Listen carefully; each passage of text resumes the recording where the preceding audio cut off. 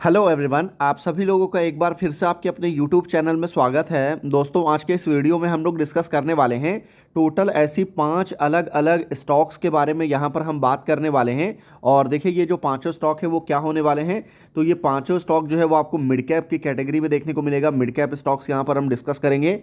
और इन पांचों स्टॉक को जो हम डिस्कस करने वाले हैं ना, हमने कोशिश किया है कि इन पांचों कंपनी का जो आरओई है, यानी कि जो रिटर्न ऑन इक्विटी है, और उसके साथ साथ आपको आरओसी यानी कि रिटर्न ऑन कैपिटल एम्प्लॉयड, मैंने कोशिश किया है कि ये पांचों कंपनी का आपको मोर देन 50% होना चाहिए। मतलब कहने का मतलब ये है कि ऐसा बिल्कुल नहीं है कि इसका सिर्फ आरओई आपको 50% से ज़्यादा रहेगा और आरओसी नहीं रहेगा, ऐसा बिल्कुल नहीं है। यहाँ पर आपको आरओई भी 50% से ज़्यादा देखने को मिलेगा और आरओसी जो है वो भी आपको 50% से ज़्यादा देखने को मिलेगा। तो इसका क्लियर इंडिकेशन है कि ये स्टॉक जिनके आरओई इतना ज़्यादा इंप्रेसिव रहेंगे वो फंडामेंटली जो है वो आपको स्ट्रांग ही देखने को मिलेगा। और नॉर्मली जो मिड कैप स्टॉक्स होते हैं उनके जो बेसिकली बिजनेस होता है, बिजनेस आपको काफ़ी स्टेबल होता है। इस वजह से वो कंपनीज जो है वो स्मॉल कैप की कैटेगरी से निकल करके मिड कैप में उन्होंने एंट्री लिया है। और आने वाले टाइम में वो कंपनी आपको लार्ज कैप की कैटेगरी में भी हमको एंट्री लेते हुए देखने को मिल सकती है, अगर कंपनी बहुत सारी चीज़ें अगर अच्छी तरह से करती है तो फिर चलिए आगे बढ़ते हैं बिना किसी देरी के और एक एक करके सारे स्टॉक्स को यहाँ पर डिस्कस करते हैं।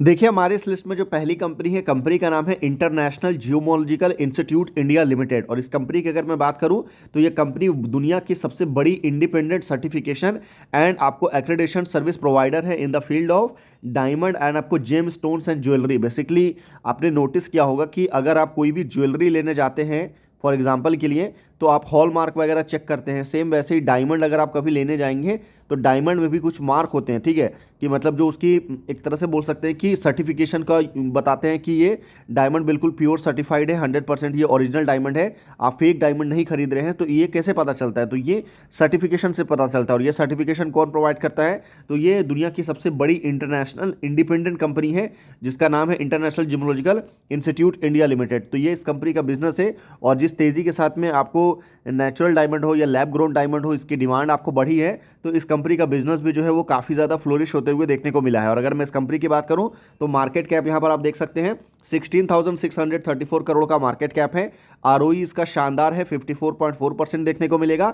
वहीं आरओसी अगर आप देखेंगे तो 68% का आरओसी है। यानी कि आरओई एंड आरओसी के मामले में इस कंपनी ने जो है ज़बरदस्त परफॉर्मेंस करके दिखाया है। बाकी इसका वैल्यूएशन अगर आप देखेंगे तो इंडस्ट्री पी आपको 22.9 है, वहीं जो स्टॉक का पी है वो आपको 38.9 देखने को मिलेगा। यानी कि वैल्यूएशन के पॉइंट ऑफ व्यू से ये जो स्टॉक है वो आपको अंडर वैल्यू है। बाकी कंपनी के ऊपर में डेट जो है वो बिल्कुल नेग्लेजिबल है, ओनली 145 करोड़ का डेट है। डेट टू इक्विटी बिल्कुल कंट्रोल में है, 0.14 देखने को मिलेगा।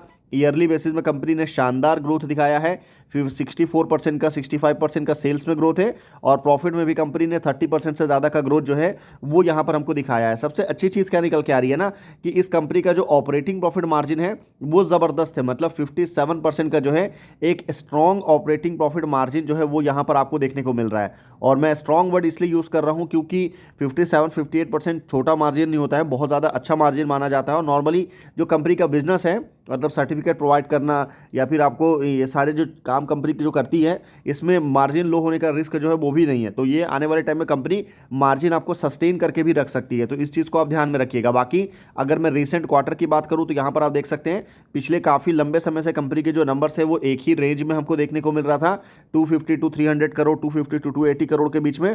पर अभी रिसेंट क्वार्टर में कंपनी ने थोड़ा सा ग्रोथ अच्छा दिखाया है और अभी ये बढ़ करके 305 करोड़ पर पहुंच चुका है। यहाँ पर अगर आप देखेंगे मार्जिन वगैरह देखेंगे तो हमेशा आपको 50% से ज़्यादा का मार्जिन है। एक समय पर 51% था, अभी ये बढ़कर के 64% का स्ट्रॉन्ग मार्जिन जो है कंपनी ने अभी अपने रिसेंट क्वार्टर में दिखाया है। डेट कंपनी के ऊपर में है नहीं, तो कोई भी इंटरेस्ट का बर्डन नहीं है। तो जो भी प्रॉफिट कंपनी ने जनरेट किया है, मतलब आप सोचिए 300 करोड़ का रेवेन्यू में भी कंपनी ने 140 करोड़ का यहाँ पर हमको नेट प्रॉफिट जनरेट करके दिया। और ये क्यों हुआ है? ये इसलिए हुआ है, एक तो सबसे पहले कंपनी का स्ट्रॉन्ग ऑपरेटिंग प्रॉफिट मार्जिन है, दूसरा कंपनी के ऊपर में इंटरेस्ट का बर्डन नहीं है। क्योंकि मार्जिन अगर बहुत स्ट्रॉन्ग है और कंपनी के ऊपर में इंटरेस्ट का बर्डन है तो उस केस में भी जो नेट प्रॉफिट है वो बैडली अफेक्ट होता है। तो यहाँ पर जो भी प्रॉफिट बचता है कंपनी गवर्नमेंट को टैक्स पे करती है 25-26%, उसके बाद जो भी बचेगा वो फाइनल आपको नेट प्रॉफिट माना जाता है। बाकी अगर इस कंपनी का ईयर ऑन ईयर बेसिस में ग्रोथ देखेंगे तो ज़बरदस्त ग्रोथ है। और पिछले 2 साल में भी, पिछले 2-3 साल हर साल कंपनी ने ग्रोथ दिखाया है, 491 करोड़ से 639, और उसके बाद आपको सीधा 1053 करोड़, यानी कि पहली बार कंपनी ने जो है ना 1000 करोड़ का रेवेन्यू हमको शो किया है और 30% से बढ़ करके जो ग्रोथ है वो 65% का सेल्स ग्रोथ देखने को मिल रहा है। मार्जिन अगर आप देखेंगे तो 68, 71, 57 रिसेंट टाइम में मार्जिन जो है कंपनी का ईयर ऑन ईयर में थोड़ा डिक्लाइन हुआ है, पर अभी भी जो है ना एक स्ट्रॉन्ग मार्जिन आप इसको बोल सकते हैं। बाकी नेट प्रॉफिट कंपनी का शानदार है और सीधी सी बात है, अगर कंपनी आपको किस में मिड कैप की कैटेगरी में आती है तो यहाँ पर आपको एक जो सबसे बड़ा फायदा होता है, क्योंकि नॉर्मली स्मॉल कैप कंपनी में एक रिस्क क्या होता है ना कि वहाँ पर आपको इंस्टीट्यूशन का प्रेजेंस जो है वो आपको देखने को नहीं मिलेगा। मतलब चाहे आप एफआईआई हो जाए या फिर आप डीआईआई, दोनों का जो प्रेजेंस है ना वो उतना स्ट्रॉन्ग आपको देखने को नहीं मिलता है, पर यहाँ पर है।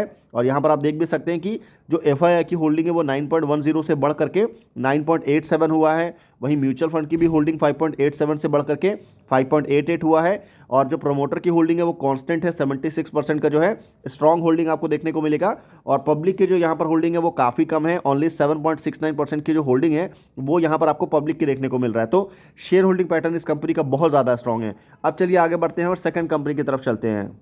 देखिए हमारी इस लिस्ट में जो सेकंड कंपनी है काफ़ी ज़्यादा इंपॉर्टेंट कंपनी है, हेल्थ केयर सेक्टर से रिलेटेड ये कंपनी है। कंपनी का नाम है PNG hygiene and health care limited, जिसको हम प्रॉक्टर एंड गैम्बल हाइजीन आप बोल सकते हैं। और ये जो कंपनी है वो क्या करती है, तो कंपनी जो है मैन्युफैक्चरिंग एंड सेलिंग का काम करती है branded package fast moving consumer good, यानी कि आप एक तरह से बोल सकते हैं एफएमसीजी आपको यहाँ पर कैटेगरी में कंपनी आती है हेल्थ केयर सेगमेंट में। फिर आपको fame care and health care business में है। इट्स पोर्टफोलियो इंक्लूडिंग विस्पर, आपने ज़रूर इसका नाम ज़रूर सुना होगा, वुमेन से मतलब आप बोल सकते हैं फेमिनिन हाइजीन ब्रांड है। और ये विस्पर जो ब्रांड किस कंपनी का है, तो इसी कंपनी का है। साथ ही साथ में इंडिया की जो नंबर 1 हेल्थ केयर ब्रांड है ओल्ड स्पाइस, विक्स नाम से आपने सुना होगा, विक्स की गोली लो सर दर्द दूध करो, ये जो आपको टैगलाइन वगैरह है वो विक्स का, वो भी कंपनी यही ऑन करती है, यही कंपनी उसकी मैन्युफैक्चरिंग करती है, उसी का कंपनी बिजनेस करती है। तो काफ़ी पुराना बिजनेस है, 1964 से कंपनी आपको यहाँ पर काम कर रही है। काफ़ी लंबा रिच लेगेसी रही है इस कंपनी की। और साइज़ भी देखेंगे तो सब कंपनी का साइज़ जो है वो शानदार है, 42,869 करोड़ का मार्केट कैप देखने को मिलेगा। आरओई जो है इसका काफ़ी स्ट्रॉन्ग है, 78.9% का आरओई है। आरओसी अगर आप देखेंगे तो 112% देखने को मिलेगा, जो कि काफ़ी इंप्रेसिव है। वैल्यूएशन अगर आप देखेंगे तो बिल्कुल फेयरली वैल्यूएशन के ऊपर में स्टॉक अवेलेबल है, क्योंकि जो इंडस्ट्री पी है वो स्टॉक का पी दोनों बिल्कुल आपको कांस्टेंट देखने को मिल रहा है। और सबसे अच्छी बात क्या है ना कि इतनी बड़ी कंपनी है, 42,000 करोड़ की कंपनी है, उसके बावजूद भी डेट कंपनी के ऊपर में नहीं है, बिल्कुल नेग्लिजिबल डेट आपको देखने को मिलेगा। तो ये इसके फंडामेंटल में बहुत बड़ा पॉजिटिव पॉइंट है। हालांकि ग्रोथ जो है कंपनी ने वैसा शो नहीं किया है, चाहे अपनी सेल्स की बात करूं या प्रॉफिट में, तो स्टैग्नेट कर रही है कंपनी। मार्जिन आपको अच्छा मार्जिन है 23%। हालांकि हेल्थ केयर सेक्टर में जो मार्जिन होता है उसके हिसाब से ये जो मार्जिन है ना वो लो मार्जिन है। नॉर्मली आपको 30, 40, 50, 80% तक मार्जिन जाता है, पर यहाँ पर मार्जिन कंपेरेटिवली लो है। प्रमोटर की होल्डिंग यहाँ पर काफ़ी स्ट्रॉन्ग है, 70% से ज़्यादा आपको प्रमोटर की होल्डिंग है। प्लेज परसेंटेज आपको देखने को मिलेगा नहीं, क्योंकि यहाँ पर कंपनी के ऊपर में आपको डेट देखने को नहीं मिल रहा है। बाकी अगर मैं कंपनी के रिसेंट क्वार्टर के ऊपर अगर आऊँ तो यहाँ पर आप देखेंगे ना तो एक जो इस कंपनी में इशू है, हालांकि फंडामेंटल इसके अच्छे हैं, पर यहाँ पर आपको ग्रोथ देखने को नहीं मिलेगा। ठीक है, तो इस चीज़ को आप ज़रूर ध्यान में रखिएगा। अभी ग्रोथ क्यों नहीं देखने को मिलेगा, तो आप देख सकते हैं आपको 3 साल पहले भी कंपनी का जो रेवेन्यू था वो 973 करोड़ था, अभी जो कंपनी का रेवेन्यू है वो 992 करोड़ है। तो कोई भी ग्रोथ जो है ना वो कंपनी ने यहाँ पर नहीं दिखाया है। हर क्वार्टर हर साल कंपनी एक फिक्स रेट से आपको रेवेन्यू जनरेट करती है, और ये एक चीज़ है। बाकी मार्जिन वगैरह में भी कुछ खास चीज़ें चेंज नहीं हुई है, पहले भी 17 था, अभी 21 है। हालांकि बीच में 30% का मार्जिन भी कंपनी ने जो है हमको टच करके यहाँ पर दिखाया। बाकी डेट नहीं है तो ज़्यादा इंटरेस्ट का बर्डन आपको देखने को नहीं मिलेगा। रिसेंट टाइम में ही कंपनी ने अपने पूरे डेट को कम किया है। टैक्स वगैरह कैलकुलेट करने के बाद नेट प्रॉफिट 150 करोड़ देख सकते हैं।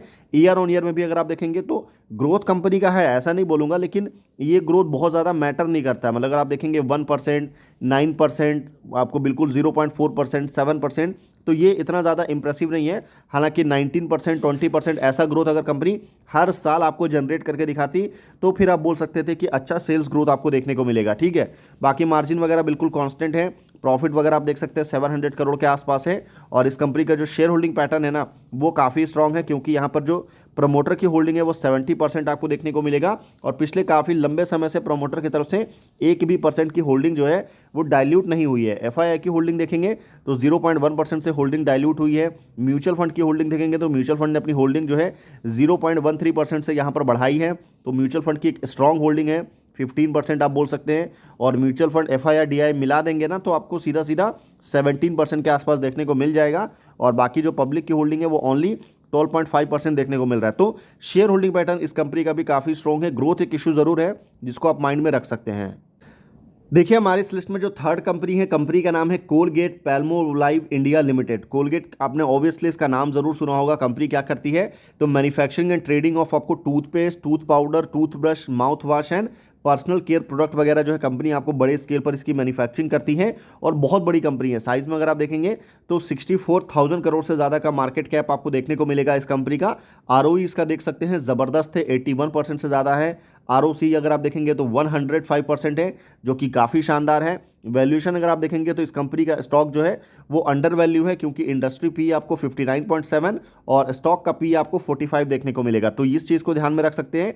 डेट जिस हिसाब से कंपनी का साइज है 64,000 करोड़, उस हिसाब से कंपनी जो है बिल्कुल आपको नेग्लिजिबल डेट है। ओनली 60 करोड़ का डेट आपको देखने को मिलेगा। डेट टू इक्विटी बिल्कुल कंट्रोल में है। और यहाँ पर भी जो कंपनी पर्सनल केयर जो कंपनी ऑफर करती है ना, इसमें अचानक से आपको सेल्स में ग्रोथ देखने को नहीं मिलेगा। यहाँ पर आपको ग्रोथ देखेंगे तो बिल्कुल कांस्टेंट ग्रोथ है, 6-7% का। मार्जिन स्ट्रांग है 32% का। बाकी जो प्रोमोटर की होल्डिंग है वो कंपैरेटिवली लो है, 51% की होल्डिंग आपको प्रोमोटर की देखने को मिलेगा। लेकिन आगे शेयर होल्डिंग पैटर्न जब डिस्कस करेंगे तो और भी ज़्यादा इसके बारे में जो है हम डिटेल में आपसे बात करेंगे। बाकी क्वार्टरली नंबर के ऊपर अगर आप आएंगे तो यहाँ पर भी आप देख सकते हैं कि ग्रोथ आपको देखने को नहीं मिलेगा। पहले भी 1300 करोड़ का रेवेन्यू था, अभी आपको 1400 करोड़ का रेवेन्यू। ग्रोथ यहाँ पर इसलिए नहीं हो सकता है ना, क्योंकि जब तक कंपनी अपने बिजनेस को और भी ज़्यादा डाइवर्सिफाई नहीं करेगी तब तक ये पॉसिबल नहीं है। क्योंकि जितने भी टूथपेस्ट या आपको टूथब्रश कंज्यूमर जो है वो आपको अचानक से बढ़ेंगे नहीं, क्योंकि अचानक से इंडिया की पॉपुलेशन या वर्ल्ड की पॉपुलेशन बढ़ेगी नहीं। तो एक फिक्स डिमांड आपको देखने को मिलता है। और क्योंकि ये जो सेक्टर है ये काफ़ी हाईली इंटेंस सेक्टर है, काफ़ी कंपटीशन यहाँ पर देखने को मिलता है। तो अगर कंपनी अपने कंपटीटर से बहुत अच्छा करती है, कुछ इनोवेशन करती है, तो उस केस में जो है ना हमको ये नंबर्स बढ़ते हुए देखने को मिल सकता है। नहीं तो नॉर्मली कंपनी को जो अपना मार्केट शेयर है उसको होल्ड करके रखना ये एक बहुत बड़ा चैलेंज होता है और वो आपको देखना पड़ेगा, ठीक है। बाकी मार्जिन देखेंगे तो कंपनी के मार्जिन बिल्कुल कांस्टेंट है, काफ़ी लंबे समय से आप देख सकते हैं 30% प्लस आपको मार्जिन देखने को मिलेगा। बाकी नेट प्रॉफिट वगैरह जो है आपको शानदार है, 355 करोड़। ईयर ऑन ईयर में भी अगर आप देखेंगे तो कंपनी ने अच्छा ग्रोथ हमको शो किया है। और अगर आप ईयर ऑन ईयर में देखेंगे ना तो देख सकते हैं रिसेंट टाइम में भी कंपनी ने आपको 6%, 5%, 2%, 8%, 6% ऐसा ग्रोथ यहाँ पर दिखाया है। तो धीरे धीरे बहुत ही ग्रेजुअली कंपनी के नंबर्स आपको बढ़े हैं, बहुत ज़्यादा इंप्रेसिव आप इसको नहीं बोल सकते हैं। बाकी मार्जिन वगैरह कैलकुलेट करने के बाद में नेट प्रॉफिट जो है वो 1400 करोड़ से ज़्यादा आपको देखने को मिल रहा है। बाकी इस कंपनी में भी अच्छी बात है वो इसका शेयर होल्डिंग पैटर्न है, क्योंकि अगर आप यहाँ पर देखेंगे तो प्रमोटर की तो भले ओनली 51% की होल्डिंग आपको देखने को मिलेगा, पर यहाँ पर जो एफआईआई है ना उनकी काफ़ी स्ट्रांग होल्डिंग है 22% की, जो कि काफ़ी ज़्यादा होता है। म्यूचुअल फंड भी यहाँ पर आपको 7.84% है। सेम एफआईआई ने अपनी होल्डिंग को डाइल्यूट किया है, म्यूचुअल फंड ने अपनी होल्डिंग को बढ़ाया है। वहीं पब्लिक की होल्डिंग अगर आप देखेंगे तो 0.2% से होल्डिंग बढ़ी है। 18.6% की होल्डिंग आपको यहाँ पर पब्लिक की है, यानी कि रिमेनिंग आप बोल सकते हैं 81 to 82% की होल्डिंग जो है वो यहाँ पर किसके पास है, तो वो यहाँ पर स्ट्रॉन्ग हैंड में हमको देखने को मिल रहा है। तो इन सारी चीज़ों को आप ज़रूर ध्यान में रखिएगा। बाकी अब चलिए आगे बढ़ते हैं और नेक्स्ट कंपनी की तरफ चलते हैं। देखिए नेक्स्ट कंपनी का नाम है Sanofi consumer health care India limited. ये कंपनी भी जो है आपको वो हेल्थ केयर सेक्टर से बिलोंग करती है। कंपनी 2023 में इनकॉर्पोरेट होते हुए देखने को मिली थी। कंपनी क्या करती है, तो manufacturing and trading of drugs and pharmaceutical product. तो ये कंपनी का बिजनेस है, कोर बिजनेस आप देख सकते हैं। और बाकी अगर मैं इस कंपनी की बात करूँ तो मार्केट कैप आप देख सकते हैं काफ़ी छोटी कंपनी है साइज में, आपको 12,061 करोड़ है। हालांकि मिड कैप की स्टार्टिंग कैटेगरी में आप बोल सकते हैं।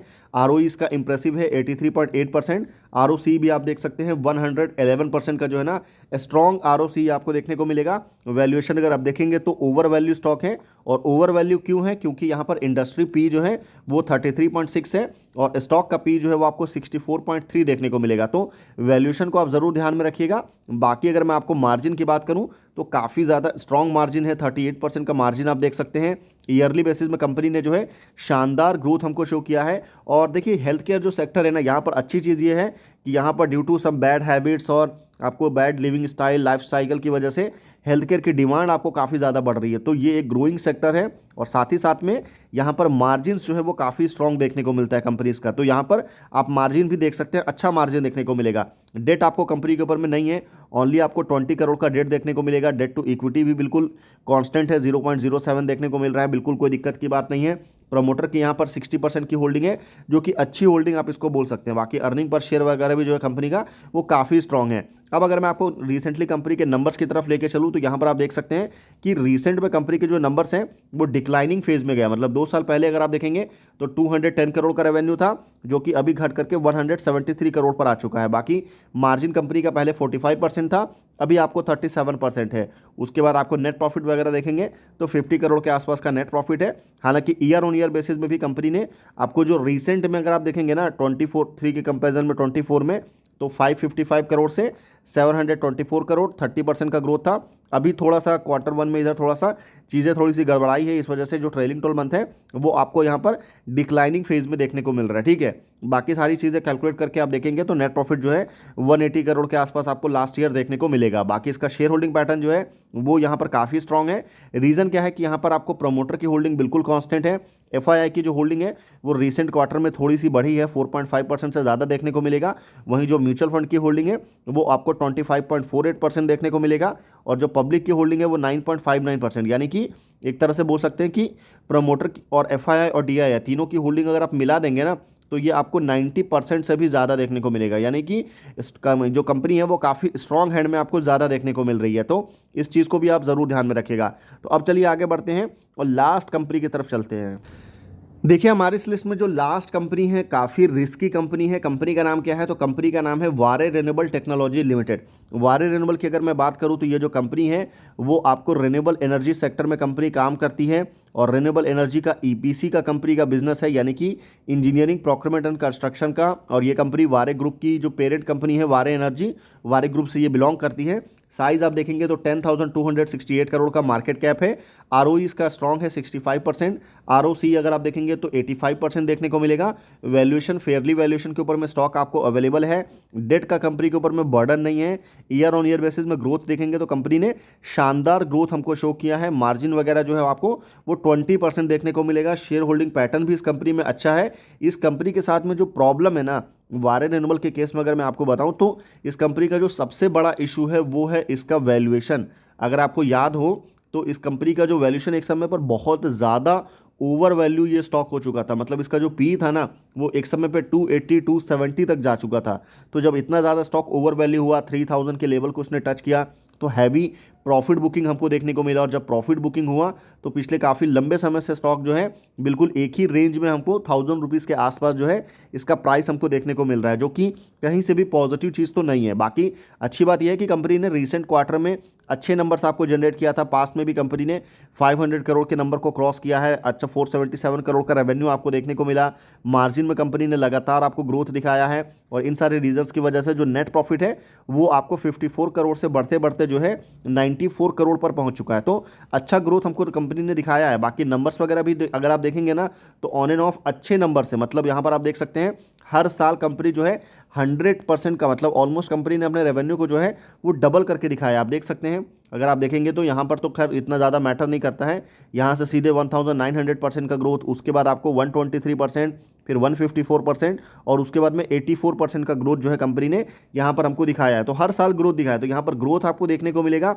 सेक्टर काफ़ी अच्छा है, एक बड़े ग्रुप से कंपनी बिलोंग करती है। पर इस कंपनी में जो प्रॉब्लम है जो मैंने आपको बताया था वो आपको बिल्कुल भी भूलना नहीं है। इस वजह से पिछले काफ़ी लंबे समय से स्टॉक जो है, क्योंकि इसमें बहुत सारे लोगों ने जो है ना इतनी हैवी प्राइस पर जो है बाइंग करके रखी है, तो जैसे ही स्टॉक आपको थोड़ा सा आपको ब्रेक होता है और आपको 1400 1500 जाता है, हैवी प्रॉफिट बुकिंग देखने को मिलता है, फिर दोबारा से स्टॉक जो है उसी रेंज में आते हुए हमको देखने को मिल जाता है। तो ये चीज़ें पिछले काफ़ी लंबे समय से चल रही है। बाकी वारे रिन्यूएबल का जो शेयर होल्डिंग पैटर्न है उसको अगर आप देखेंगे तो अच्छी बात है कि प्रमोटर की यहाँ पर स्ट्रांग होल्डिंग है, पर उसके अलावा FII एंड DII हालांकि दोनों ने अपनी होल्डिंग को थोड़ा थोड़ा बढ़ाया है, पर अभी भी कोई बहुत ज़्यादा होल्डिंग आप इसको नहीं बोल सकते, जो मतलब नोटिसेबल ऐसा नंबर नहीं है। बाकी पब्लिक की जो होल्डिंग है वो 24.25% देखने को मिलेगा। तो ये पूरा का पूरा हमारा एनालिसिस था। टॉप 5 यहाँ पर जो हमने बेस्ट ऐसे 5 अलग अलग मिड कैप स्टॉक यहाँ पर हमने आपके साथ डिस्कस किया, जिसका ROE यानी कि रिटर्न ऑन इक्विटी, और उसके साथ साथ जिसका ROC यानी कि रिटर्न ऑन कैपिटल एम्प्लॉयड, ये दोनों जो है ना आपको 50% से ज़्यादा देखने को मिले। तो आई होप आपको देखने को मिला होगा, क्योंकि हमने ऐसा कोई स्टॉक डिस्कस किया ही नहीं है जिसमें इससे कम नंबर आपको देखने को मिला। बाकी वीडियो इन्फॉर्मेटिव लगे तो आप वीडियो को लाइक कर सकते हैं। चैनल अगर आपको पसंद आए तो आप चैनल को सब्सक्राइब कर सकते हैं। बाकी हमारी तरफ से जो है ना पांचों में से किसी भी कंपनी को लेकर के किसी तरह का कोई भी बाई सेल होल्ड का रिकमेंडेशन जो है वो बिल्कुल भी नहीं है। तो इस चीज़ को भी ध्यान रखिएगा। तो फिर मिलते हैं आपसे अगले वीडियो में, तब तक के लिए गुड बाय।